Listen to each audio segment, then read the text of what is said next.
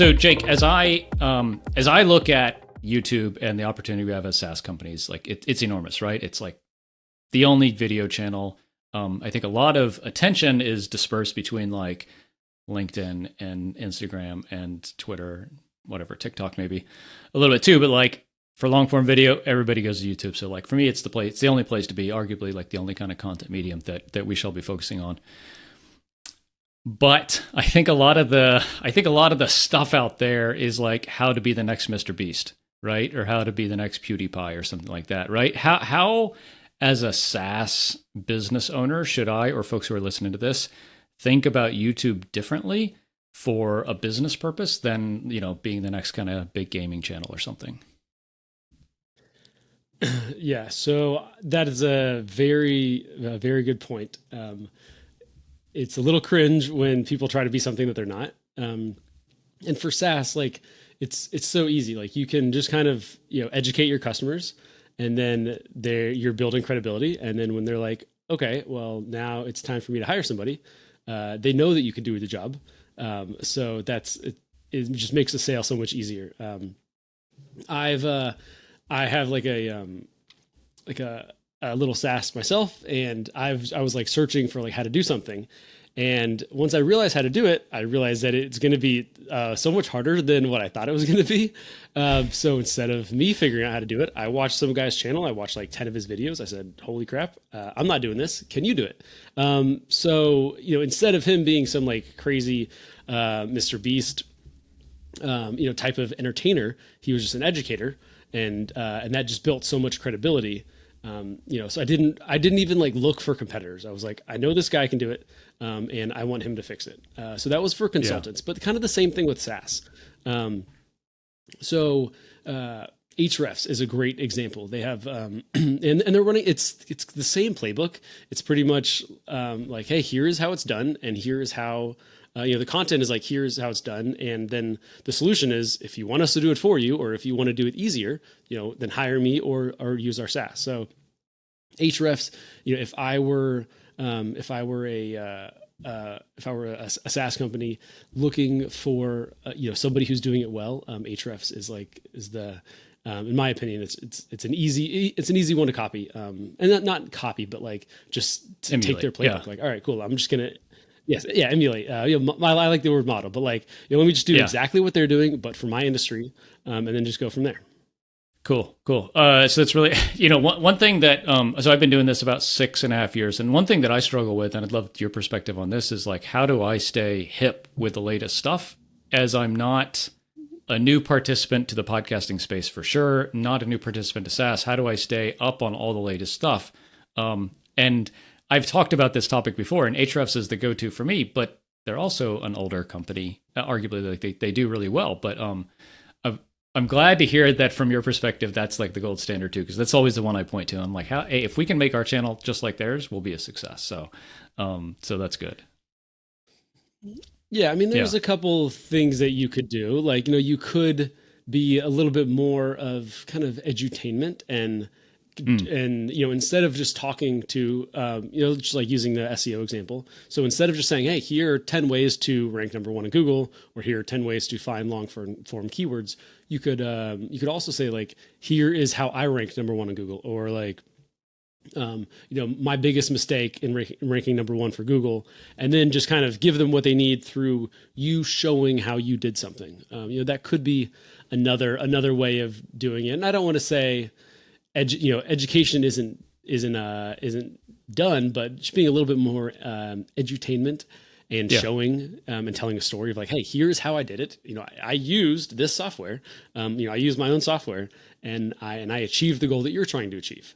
So that could be another style that you're trying to emulate. Yeah, cool. So I did a video actually from my own channel last week, and I was talking about these buckets of types of content that a SaaS business should publish on their channel. And it was, we'll see if I can remember all of them. One is like industry how-to, right? So like we're a podcasting company. It would be like how to get your first sponsor, how to think about a podcast intro and outro, how to how to record using QuickTime. Actually, one of the more popular videos on our channel. Kind of like you're saying, how to do a thing, not with our product. So maybe even just like take product out of that entirely, but just like conceptually how to think about being successful, right? The other one is like product walkthroughs.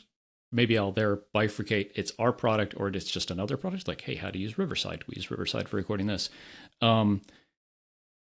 Longer form onboarding, which I thought was a little different, right? So like if a new customer comes in, we just want to point them to this 20-minute video and it shows basically like 80% of how to use the tool.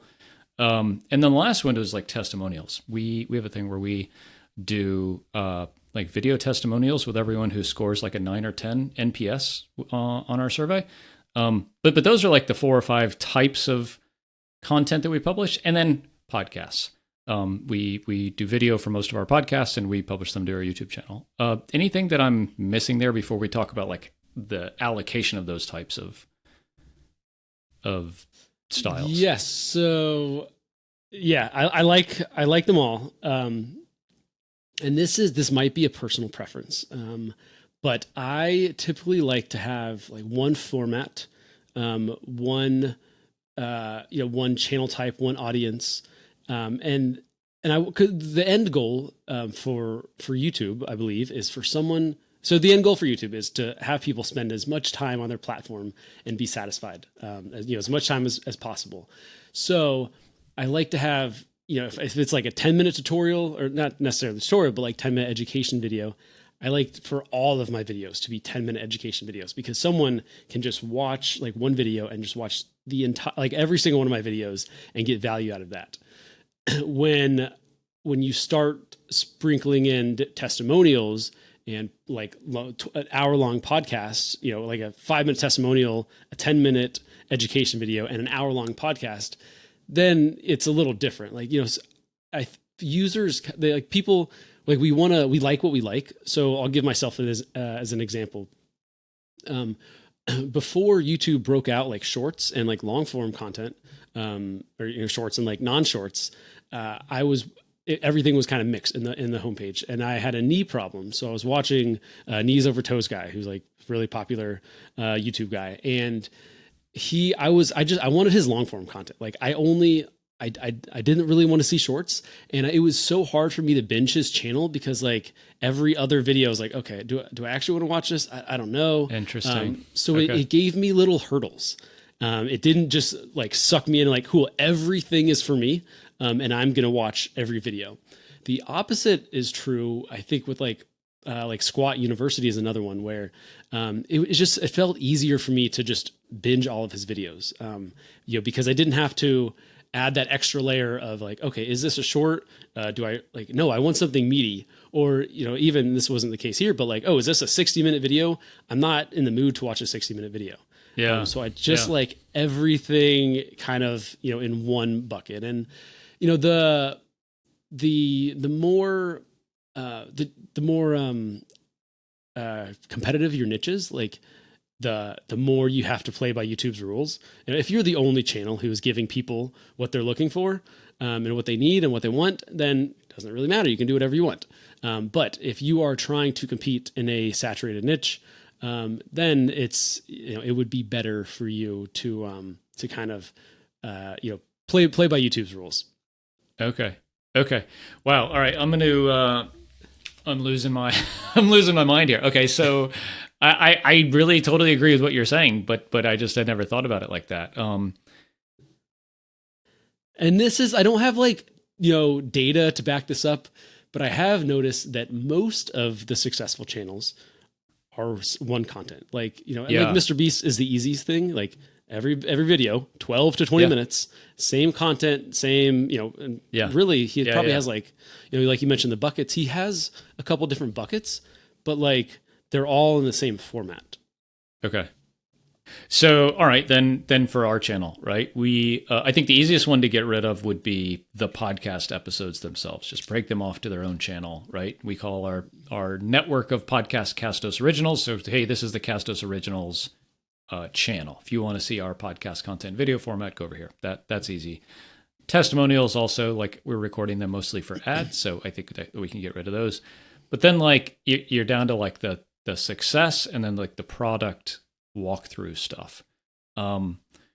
For us, would you suggest we get rid of the how to be a good podcaster videos, which is basically just me talking and doing a listicle of best this or ways to do that?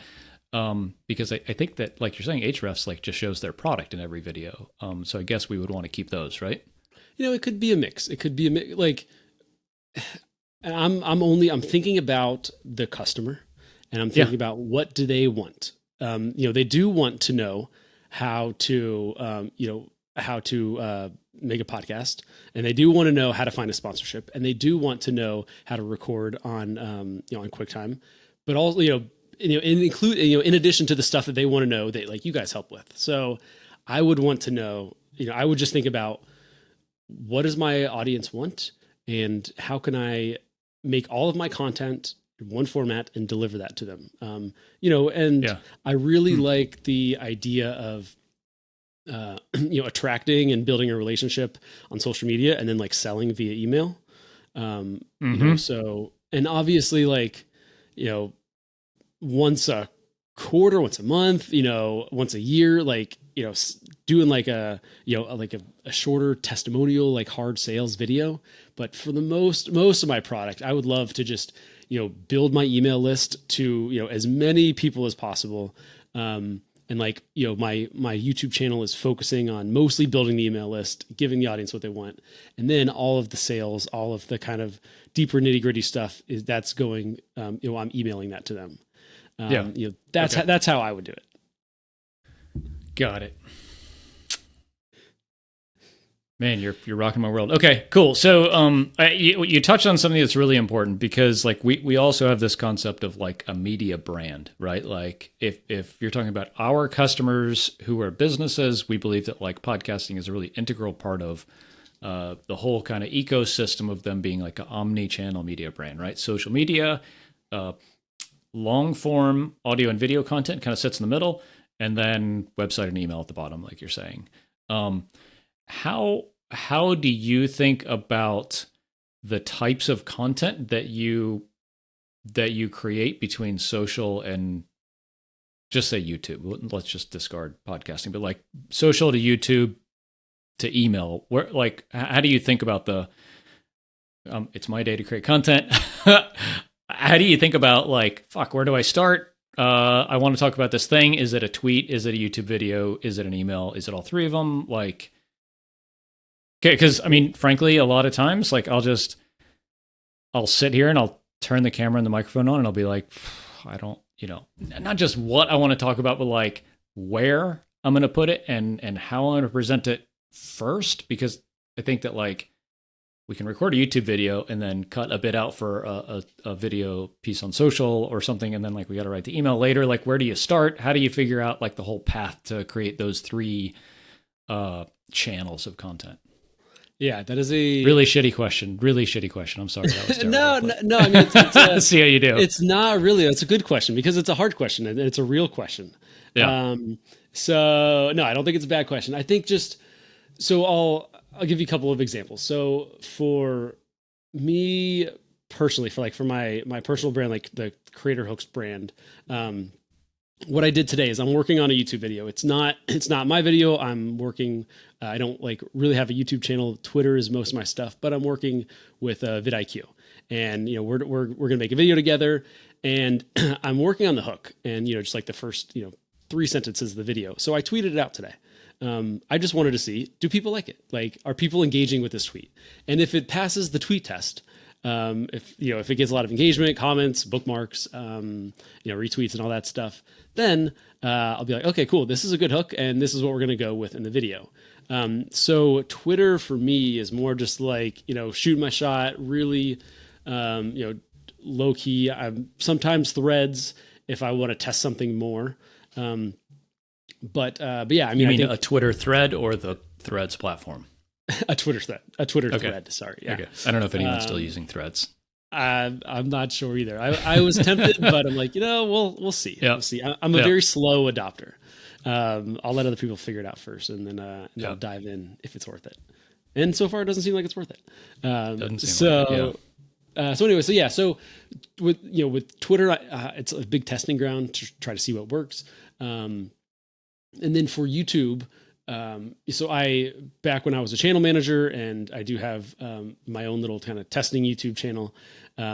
I am very, very specific about, okay, this is what I want. Like, I know this works on YouTube. And so this is what I'm going to do. I'm going to create this video for YouTube. So I try to create content for the platform. Like if I'm trying to rank on Google for a blog post, what are people searching, and how do they want that information presented? And then I'll write, a blog post to rank on Google. And then if I'm trying to make a YouTube video, okay, what are people watching? Why do they want to watch it? How do they want that information presented? And then I'll make a YouTube video. So, they might want the same thing, and it might be largely similar content, but just really trying to think about the platform first. And I like to do a lot of research on platform and also kind of like cross-platform. So for YouTube, I'll look at my competitors and I'll look at adjacent channels to see what is working. I'll turn that stuff into tweets. But also as far as like length and format and all that stuff, like I'm trying to keep it platform specific. Yeah. Gotcha. That's interesting. As I've been getting into doing some more YouTube stuff, I've adopted a bit of like the skyscraper technique, like Brian Dean's, right? Like just take the best, 5 articles out there and swish them together and make the ultra best one. I kind of do the same with YouTube. Is that wrong to say like, go search how to make a podcast in QuickTime or how to use Riverside, right? We're using Riverside. Fantastic platform, by the way. How to use Riverside, go watch the 5 videos that come up first and then make mine that's the best of each part of that. Is that like the quick and dirty way to do research from your perspective? Pretty much, yeah. I love the quote, it's easier to get 1 million views on one video than it is on 10 videos.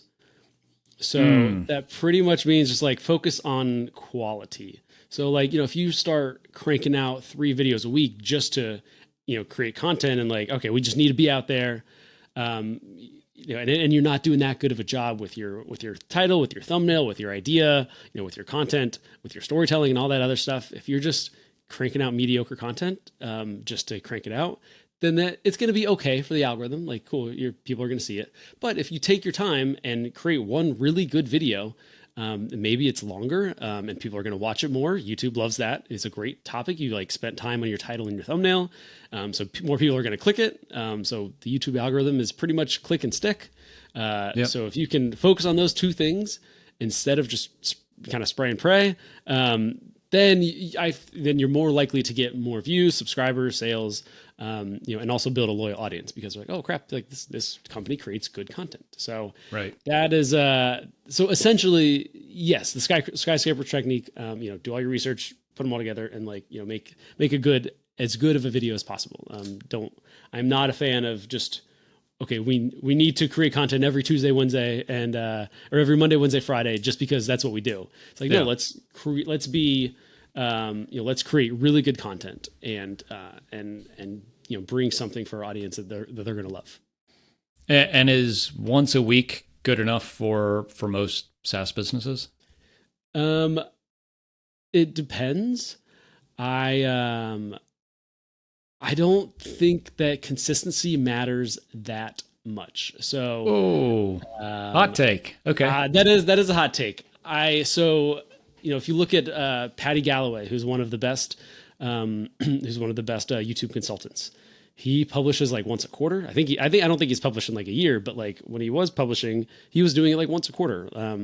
And I think there's a couple of reasons for that. I think he kind of pigeonholed himself into like one specific format. But every video did really well. And like, even if you take like a month or 2 off, if you come back with a banger video, YouTube's gonna be like, oh wow, like this audience likes it. Let's push it out to the audience. So, and it, kind of also depends like, what are people watching your video for? Are they watching it because they have a relationship with you and they don't really care about the content? They just want to hang with you because it's more entertainment based. Then maybe you want to publish more. But if they're watching for the topic and not necessarily for the creator, then just make a good video, delivering on what they're looking for. Helping. This them is a with that huge topic. thing. I want to talk about idea generation in a minute because it's something I've struggled with a lot on my personal channel in the last couple of months and why I haven't published anything there. But first, let's say I have an idea on a topic.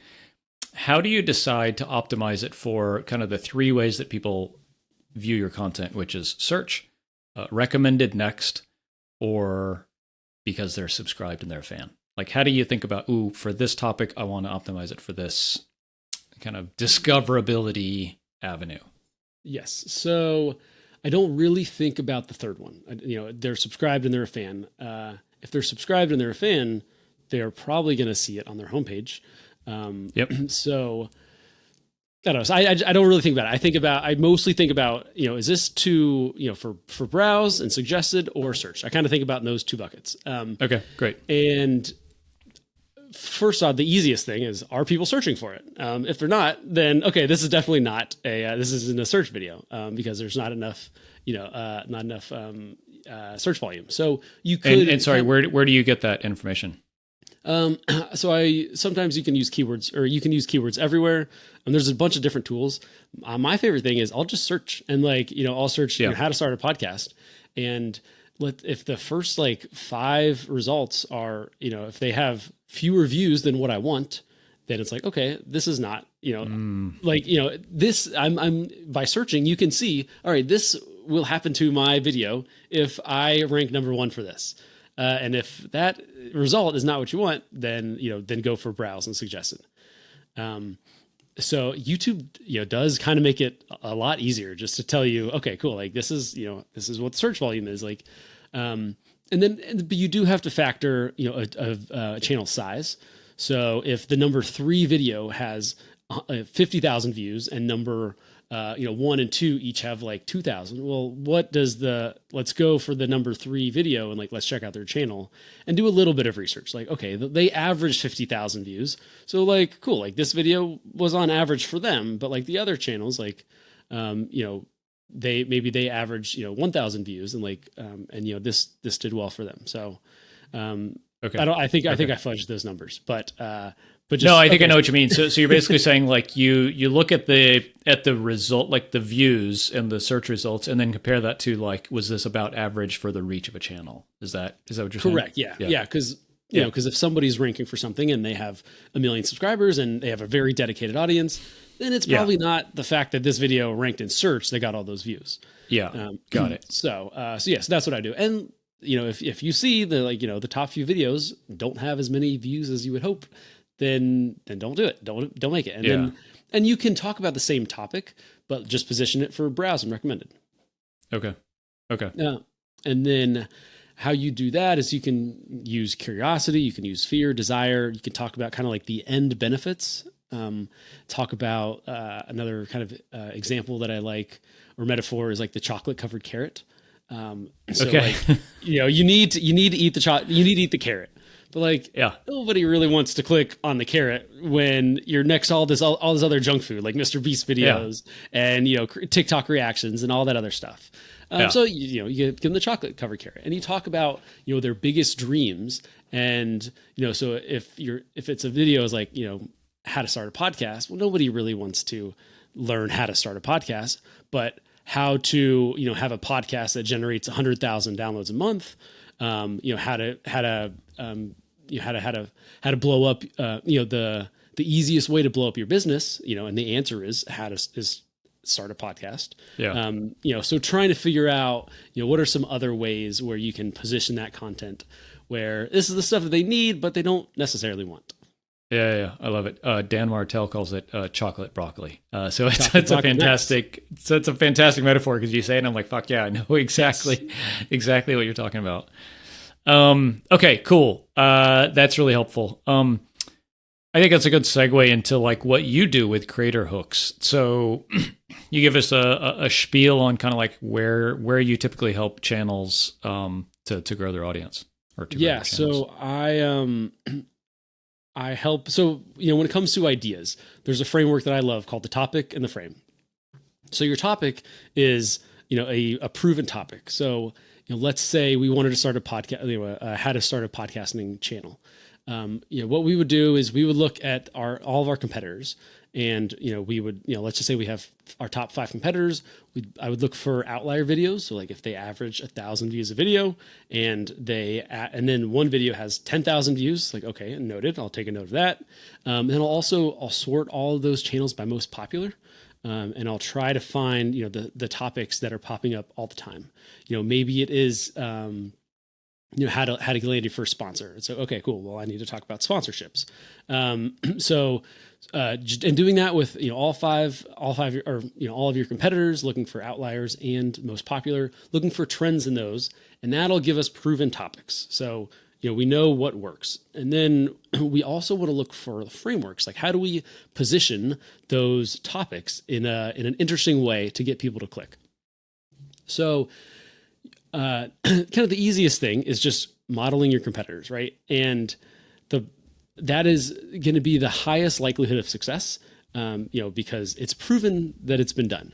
However, you're always like a step behind your competitors, and you're always just kind of, waiting on them to like figure things out, so then you can go do it. But if you look at adjacent channels, so we want to start how to start a podcast channel, we could look, how to start a YouTube channel, how to blow up on Instagram, how to start a TikTok. We would look at all of those adjacent channels. How to get rich, like personal finance, nutrition, all that other stuff, that are similar. And they have the same kind of content style as us. And we look at and see what works for them. So, and then we remix, we'll look for outliers, that's how we get our frameworks, and we remix our proven topics that we got from our competitors. And we kind of mix those two together. And that's how we come up with infinite good ideas. So an example, so I used to work for a fishing channel, and I was a channel manager, and we were saltwater fishing in the Southeast United States. So not that many successful channels that we could model. So I would look for, so one of our videos was like, best trout lures. So I would look at a finance channel, and they would be a video that would do really well for them are like top 10 credit cards of 2023. So I would make a video, top 10 trout lures of 2023. Yeah. Because I know it works. And then I kind of borrowed their frame, and it's not copying, because it's, they're a totally different niche. So anyway, so that's the topic and the frame, that little framework. What Creator Hooks with the newsletter does is it gives you frames, 5 frames every Monday morning. It's like, hey, here's why this worked, and here's how you can model this for your channel. Essentially, because that is what we did. Every Monday morning at the fishing channel, we would have our team meeting, and I'd be like, hey guys, this worked for fitness, this works for finance. Let's do this for our channel.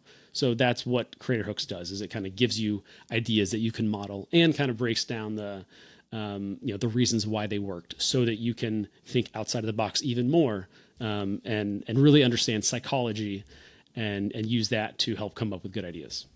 Yeah. Okay. No, I love it. Okay. And I think that topic ideation is such a massive barrier, but both for podcasting and for YouTube and for fucking any social and blogging and everything. It's just like you sit down and you look at the blank screen and you're like, what do I do? And especially for me, especially with YouTube, because you and I can get on and talk for an hour and it's just like nothing, right? But if it's just me and the light is on and it's hot and I'm staring at this goddamn camera, and I psych myself out way more on YouTube than I do anything else, because you can't make it up as you go. I think that's the challenge, is you need to be prepared and ready and outlined and have a good topic and stuff. And I think that's why I struggle a lot with it, is I don't have a lot of great ideas that are easy to do. So I like that framework for coming up with ideas. That's a big hurdle for folks. Yeah. And then you can remix that to infinity. If you have, your 5 proven topics, and then you have, 20 proven frameworks that you got from other channels, that's that's 125 video ideas right there. Okay, well, you make those 125 videos, and then you go get 20 more frames, and then that's another 125. So that's 250 ideas. And they're also they're based on a proven topic, so you're pretty sure they're going to do well. They're also based on a proven framework that okay, cool, there's something about this psychology that made people click. So you're just, it's the easiest way. I call it the DJ Khaled method. You're remixing proven topics and frameworks. And I love it. So. Yeah.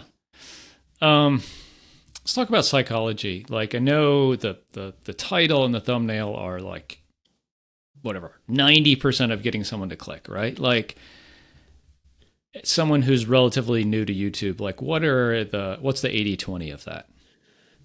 The 3 click-worthy emotions: curiosity, fear, and desire. And it's usually curiosity plus fear, curiosity plus desire. You could also just, straight curiosity, straight fear, straight desire. But it's some sort of mix of or of those 3 emotions. And as you start scrolling through YouTube and really doing anything, email subject lines, any sort of content, you'll start to notice those 3 emotions. And you're gonna be like, oh, this is how they did that. I like this a lot. I'm gonna do this myself. Mm-hmm. So that is like the simplest way to think about it. As far as like curiosity goes, curiosity is the most powerful of them, and that's for the most part when we're talking about browse and recommended videos. Recommended next, and on the homepage, it's largely curiosity. If you're search, it's largely desire plus some curiosity as well. But it's mostly desire for search. When we're talking about fear and negativity, that's also browse and recommended. So depending on your strategy, if you're trying to rank and search, you're going to use a lot of things like lists. You're going to use the current year. And because if you're trying to rank and search, you really want to know your audience. Why are they looking for this, and who are they? So, talking about things for beginners works really well if you're trying to rank and search, and that's because the person they are a beginner. So, like, how to do your first push-up, how to start your first podcast. Like, if you're looking how to start a podcast, chances are you're a beginner. So make it like even more appealing for that person. Like, hey, how to start a podcast for beginners, how to start your first podcast. Also, starting a podcast is changing every single year because technology is changing, strategy is changing, everything. So if you make a video, how to start your first podcast in 2024, it's like, oh, cool. Like this is what is working now. So that kind of speaks a little bit more to the desire. You could also... Can I ask you a specific question about that? Yes. So we're recording this the first week of November. End of the year is coming up. I have this in mind to do a playlist or just a video about how to start a podcast in 2024. If we already have a video on how to start a podcast in 2023 or without a year, do we delete that or leave it? Or I would leave it. What's the strategy? I would leave it. Okay. Some people will say that you could just change the title in 2024 for your old video. You might be successful with that. However, YouTube shows you the date that the video is published. So if you say how to start a podcast in 2024 and it was published in January of 2023, it's not a great way to build trust with your audience. So I would leave them with. I used to be an SEO manager as well. So we would. It's totally cringeworthy. I know, like from an SEO perspective, multiple versions of the same thing. Yeah. So on Google, for the most part, we wanted one thing, one post to rank for one search term. I don't see that as much with YouTube.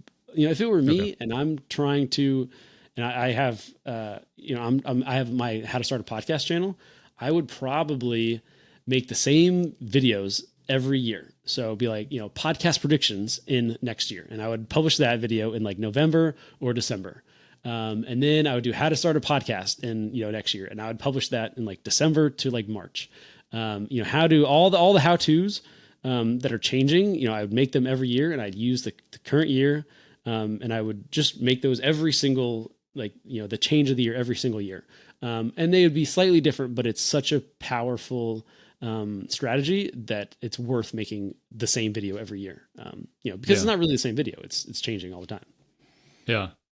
Okay, this is where I get super selfish. I'm just going to get free consulting advice. So okay, got it. So that's like a handful to a dozen of how to X, and we do those every year. So that's part of the content calendar for the next year. And then can we also mix in how to do X with our platform or with another piece of software? How to record in Riverside? How to turn on Castos ads? How to take donations with Castos Commerce? You know, is it worthwhile to have those how to use our products to achieve certain outcome every year, every 2 years? I mean, if the product doesn't change, I guess there's no need to redo it. Are products not changing? Like, I feel like most products are, or even like the landscape, you know. So Yeah. I feel like many Yeah, I mean, our products stuff or the changes landscape all the time. Yeah, it's crazy. Yeah. So I would assume that most things change. If you know, if and maybe if not the product, the audience behavior and the landscape. Okay. So yeah, I would do that, and yeah, like for sure, I would do those. And you could even how to start a podcast. Like there might be like, okay, like part of it might be like monetization. So then you talk about taking donations and all the other kind of benefits there. So yeah, you could do both. You could have a video specifically for for your SaaS, for your how to achieve the goal that that your SaaS helps with, and you could also just talk about the big goal in general, because we're here to serve the audience and what they want and build that trust. Yeah, cool. So it sounds to me like for most SaaS, it's talking about like the three whatever desires. It's like curiosity and desire probably is the hook that most SaaS videos would fall into, because it's a for how the to, most part. How to use our tool to do this thing, or generally how to be successful in this medium, with or without our tool. Yeah. So like timeframes, or the current year works really well. Timeframes. So if the biggest thing that your audience wants is to save time, how to start your first podcast in 1 hour. Or like how to whatever it is, like just, and if you make that time frame like a little shorter than what they are expecting, or even if it's just it just makes it more digestible. It's like, oh, it's going to take me a whole week to start my start a podcast, but it's like, hey, here's how you do it in an hour, or even in 2 hours. Just making it more tangible. So that's another way to spice up your titles. Calling out beginners or specific audience, current year, and timeframes and lists are a couple different kind of easy tactical ways to do that. Okay, got it. Cool. I want to touch on thumbnails probably as our last topic, because I know it's along with title is the thing. And there's fucking split testing it and using TubeBuddy and all this kind of stuff. But like, I'm going to start, I want to make a thumbnail for a video. I have a bunch of headshots of me with the like super shocked expression, right? Or the pointing, right? And I largely think they're ridiculous, but every single fucking video I look at has them. Like, do you just like go with the masses and say I'm a lemur, I'm gonna do this, or is it wrong to like kind of buck the trend and say like I'm just not gonna do that? I personally love split testing a lot. Okay. And I've used TubeBuddy. Thumbnail Test is another one. Both of those, I like them a lot. Because I mean, the safe and the easiest way and like the highest likelihood of success is to go with what is working. However, you can always like, a lot of people just talking about in content in general is like, 80% of your videos should be, videos that you are pretty sure are going to work. 20% are going to be a little bit more experimental videos. And you can kind of do the same thing with your thumbnails. Ed from Film Booth is he has a course about thumbnails. I took it. I love it. Yep. And I believe he recommends like coming in with like 3 different thumbnails for every video. It's like, all right, I'm pretty sure this is going to do well. And because, it's a proven concept. This other thumbnail, like, it's a little bit out there, but I think it could do really well, but the odds are slightly lower because it's unproven.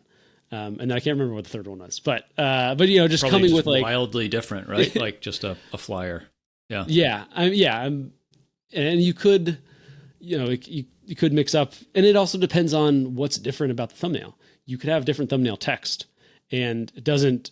You could make 10 different variations of that thumbnail, and it's really easy to do that because you're just in Photoshop or Canva, and it's like, okay, change text.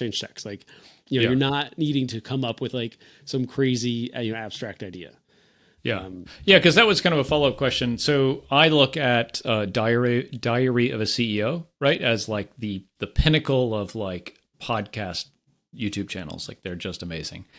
And every one of his thumbnails are exactly the same, right? It's the same template, but he talks about split testing them a lot. So I assume it's just like, what does the headshot look like and what is the title they use? And it's just 3 or 4 words on there. Is that the extent that you have to think about it? Is like, okay, maybe I got template A and I got template B and I got template C, and we're just going to do slightly different versions of text on each of those, and that's what we're going to split test. Is that a good place to start? I love that. I do love that. It's simple. If you know that it works, it makes things a lot easier. And words are powerful. Especially with podcasts, like, you're not doing anything that crazy, right? You're not like making something and you could show, oh, this is what we made, or like, you could. It's just, I like their style very much, and words. Changing a couple words on your thumbnail could be huge. So I'm a big fan of that, and it could be changing the emotion of the person of the guest. So I'm on there right now, and like Jada Pinkett Smith, like she's crying, but like maybe they tested her with like she's crying versus like, oh, she's happy, and like and you're changing big emotions. So that could be a huge difference. Yeah. Last question about split testing thumbnails is like, you obviously split test it when you publish. Do you then go back a month later after it's kind of had time to settle in and start split testing again? Or like, I'll let you answer that. So I have strong opinions about this. So It depends on the size of your channel. So if TubeBuddy tests when you're doing A/B testing in TubeBuddy, it's every 24 hours. So the problem with doing that when you first publish a video is that on day one, YouTube is going to show your video to people who are most likely to watch your video because it's all of your fans. So the expected CTR on day one, let's just say it's like 10%. Well, the expected CTR on day 2 is like 7%. So already, like, your data is like fudged, and the amount of views on day 1 is probably going to be greater than the amount of views on day 2. So it's everything's all messed up. And so thumbnail test lets you do hourly tests. So I really like that, and it's kind of the same thing where even in the first hour you're going to get the most views, and then it kind of usually goes down. But I like thumbnail test.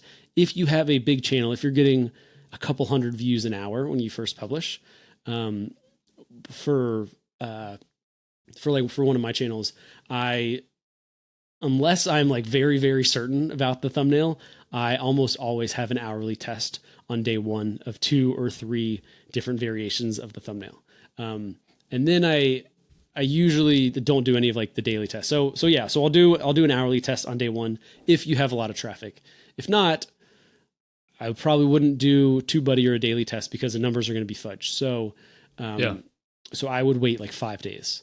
So I worked with a channel, and it was all I did was A/B testing for them. And after 5 days, I would wait every day for every channel or every video. I'd wait for 5 days so that the data kind of normalizes, and then you can get a little bit more accurate data after that. I'm a huge fan of testing. Not forever, but like whenever. If a video is getting views, then you can test and you can learn. And another thing that I love about A/B testing is you can just learn the trends of what your audience likes. You're not only A/B testing a bunch of different videos. Yes, exactly. Yeah. You're not only A/B testing for this video, but you're like, oh, my audience actually really likes this. And I'm going to do more of that. And And then, you come up with a theory, and then your next video, you're like, okay, I think that my audience likes this, but I'm actually going to, split test it against this. And then, slowly you'll start to dial in, with Diary of a CEO. He was probably like, yeah, my audience really loves when I have a face and a text and like, a red highlighted text. And now he's like, okay, cool. Well, they love this, so I'm going to do this all the time. And now I'm going to start tweaking, different emotions or like, long text, short text, and all that other stuff. Okay. Got it. Cool.